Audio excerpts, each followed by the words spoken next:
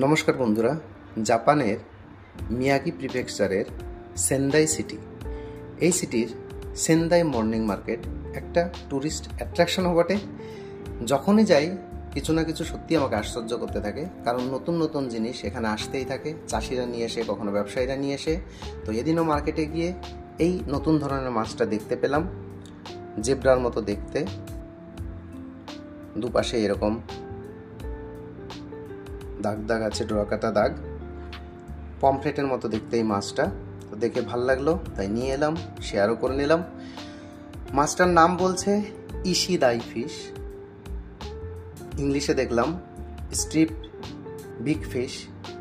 তো অদ্ভুত এই মাছটা, দেখি খেতে কেমন। তো ভালো থাকবেন বন্ধুরা, আবার কথা হবে অন্য কোনো ভিডিওতে, অন্য কোনো টপিকে। সুস্থ থাকবেন, নমস্কার।